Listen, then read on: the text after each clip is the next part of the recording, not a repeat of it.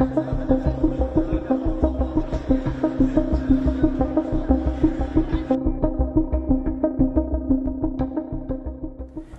dilaporkan menunda pembebasan lebih dari 600 tahanan Palestina yang telah disetujui untuk dibebaskan, kendati sebelumnya Hamas sudah menyerahkan 6 sandera Israel.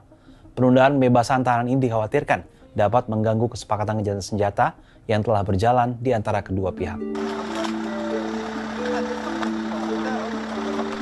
Hingga Minggu 23 Februari 2025, keluarga tahanan Palestina yang rencananya akan dibebaskan oleh Israel masih menunggu di Beitunia, tepi barat.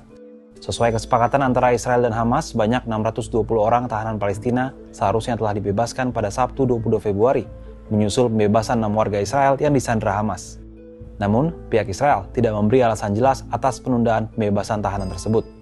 Tak sedikit keluarga yang kecewa dengan adanya penundaan itu. من 16 سنة وإحنا بننتظر في هذا اليوم بالإفراج عن ابننا مثل باقي الأسرى وأهل الأسرى والفرج قريب رح يصير. يعني إحنا هاي المعاناة اللي اليوم هذه بتكرسها هي جزء من المعاناة اللي إحنا عانيناها في طول سنوات الماضية على مدى الاعتقال. Kantor media Hamas sebelumnya pada hari Sabtu menuduh Israel melanggar gencatan senjata dengan penundaan itu, sehingga menimbulkan ketidakpastian atas kesepakatan gencatan senjata yang genting itu. Rangkaian pertukaran tawanan yang dilakukan oleh Israel-Hamas ini merupakan tahap 1 dari kesepakatan gencatan senjata yang dilakukan keduanya. Diketahui ada 3 tahap gencatan senjata antara Israel-Hamas yang diharapkan dapat realisasi.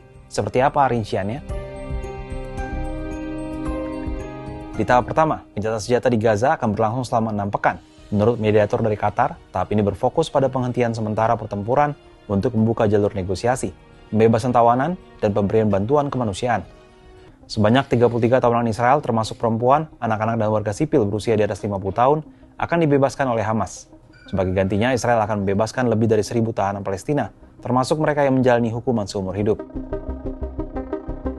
Tahap kedua gencatan senjata Gaza yang direncanakan dimulai pada hari ke-16 dari tahap pertama, berfokus pada pembebasan semua sandera yang masih hidup termasuk tentara pria. Pasukan Israel diharapkan mundur sepenuhnya dari jalur Gaza, meskipun Israel menyatakan tidak akan menarik diri sepenuhnya hingga Hamas kehilangan kemampuan militer dan politiknya.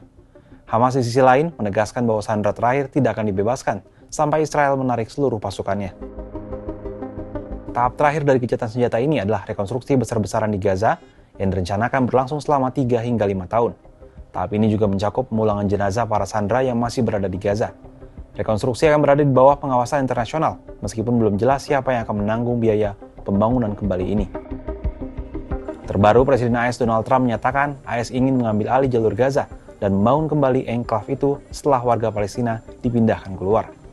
Trump mengatakan dirinya tidak menolak kemungkinan pengerahan tentara AS guna mendukung rekonstruksi jalur Gaza. Penundaan pembebasan tahanan Palestina oleh Israel ini tentunya bisa berdampak negatif terhadap kesepakatan gencatan senjata antara Israel dengan Hamas.